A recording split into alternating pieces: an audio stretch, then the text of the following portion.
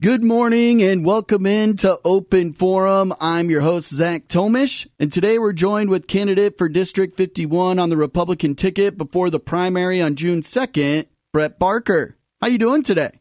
Great. How are you?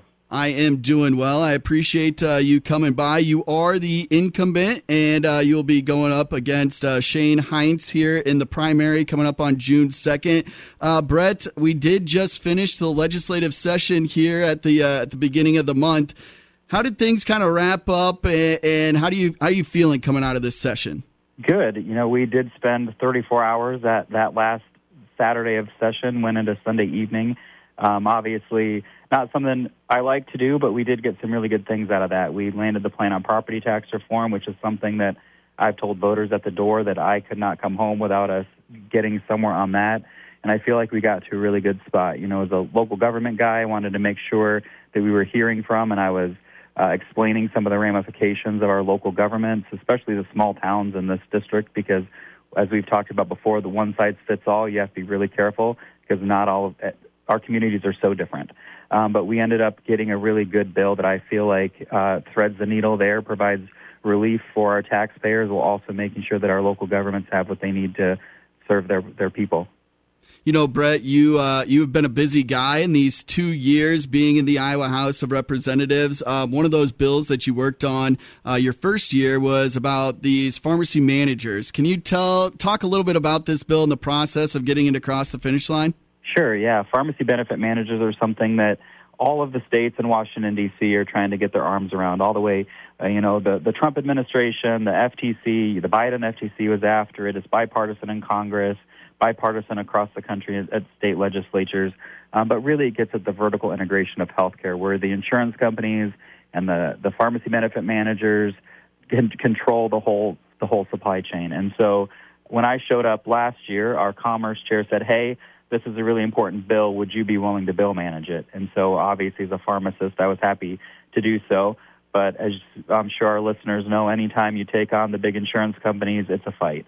Particularly in Des Moines, we've got huge insurance industry, which is good in a lot of ways. It provides a lot of benefit to Des Moines Metro and the state in general. But at the same time, it means they have a very loud voice at the Capitol. And so it was certainly a huge fight. It's the biggest fight I've been in my life.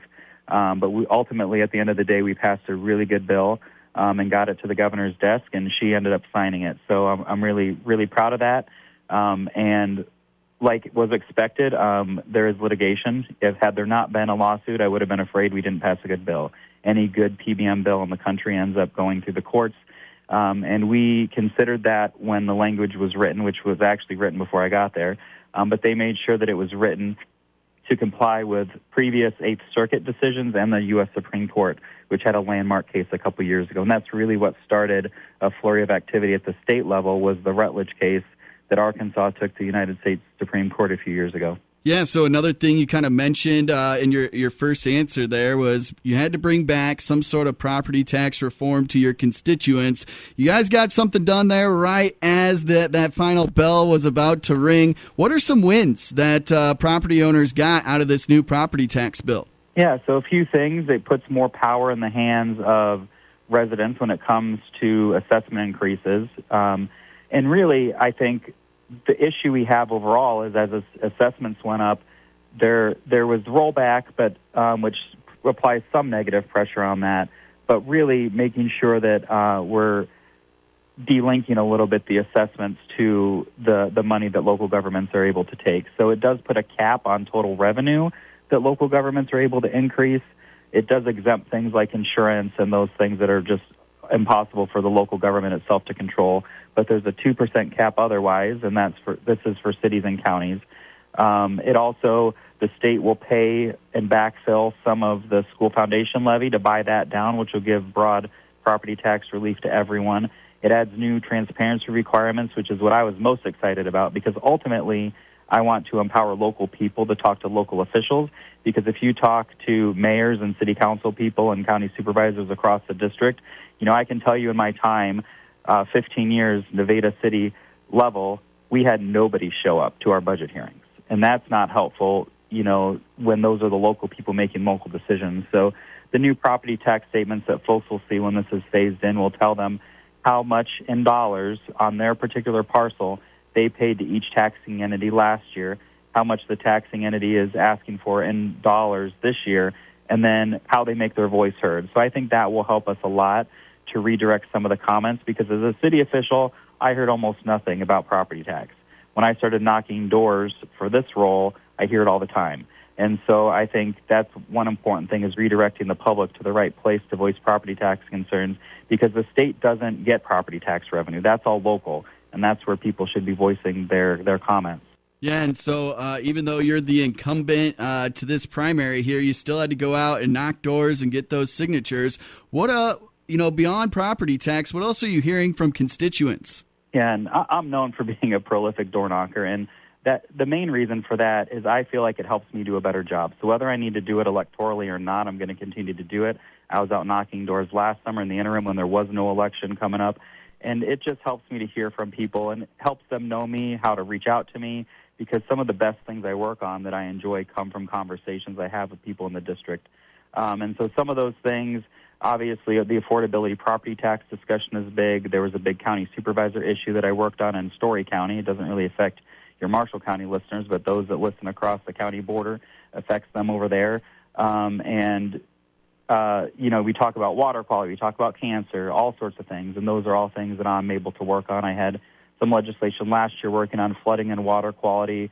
We've done a lot around cancer. Just had historic investment in pediatric cancer research. We've been funding adult cancer research at the University of Iowa, and what's exciting about that is it helps us make really data-driven decisions, because we can take guesses on why Iowa's an outlier on cancer rates, but without that data, it's hard to make good decisions that'll move the needle and make sure we're investing taxpayer resources in the right place. And so one thing that stood out in phase one from that research is that we're an outlier in lung cancer, particularly metastatic lung cancer. And so, what are the top two things we know cause lung cancer in our state? Is number one is tobacco, number two is radon. And so those are two places that I worked on last year, because that will move the needle in lung cancer. Sure, there could be other things that we're going to learn in phase two and onward of the research, but we know those things right away. And so we were able to pass some radon bills, especially on new construction, to have some mitigation systems built in where it's cheaper to do it on the front end, and that'll save lives in the long run. So, Representative Barker, tell me, you just said how you like to listen to your constituents. You love being one of those guys going around door knocking. Talk to me a little bit about working with the Marshalltown Animal Rescue League and getting this animal cruelty bill across the finish line. Yeah, I have done these coffee events every few months since I got elected, and one of them was in State Center. And Austin from the Animal Rescue League came over and visited with me, and he talked about not only the animal cruelty, but the abandonment issue that they're seeing, where people will dump animals on their property. And so we, as a body in the House, were already working on the cruelty issue, and was definitely great to see that get out of the House unanimously. And then we had to put pressure on the Senate, and they passed it, and now that has made its way to the governor's desk. So we were the last state to make it a felony to torture animals. The Senate did bounce it to the House, so I got to vote on it twice. And like I said, happy to do that. And then the animal abandonment piece, still working on. We got some good traction last year. Wasn't able to get that one out of the Senate, but the animal felony one felt like was the more important one to get out of there at this point. So that's where we put our energy. But yeah, that's just a good example of how a random coffee turns into some legislation that gets moving through the pipeline.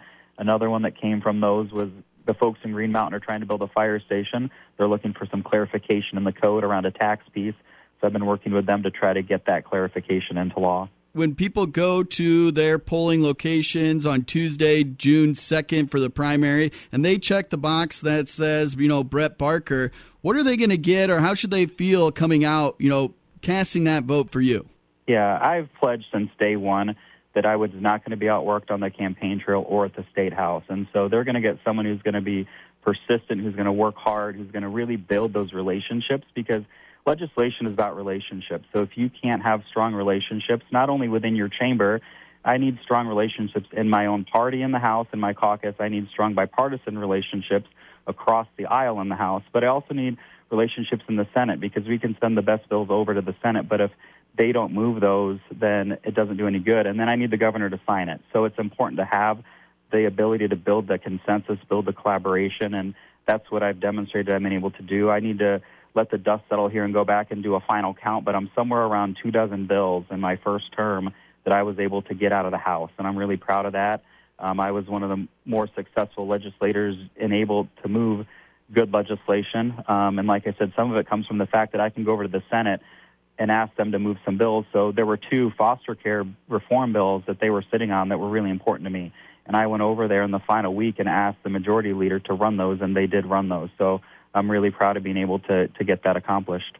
Yeah, it sounds like in just a quick, short 2 years, you've been able to make a pretty good name for yourself and a voice that carries a little weight around Des Moines. That's what we like. So you can speak out for our constituents here in Marshall and Story counties. Brett Barker running for District 51, Iowa House Representative, primary coming up on June 2nd. Where can people just find more information about you? Yeah, so barkforiowa.com. They can go visit there. It's got my email and my phone number. They can reach out if they have additional questions. I'd love to hear from folks in the district. Awesome. Well, I appreciate the time today, and good luck with the primary election. Thank you.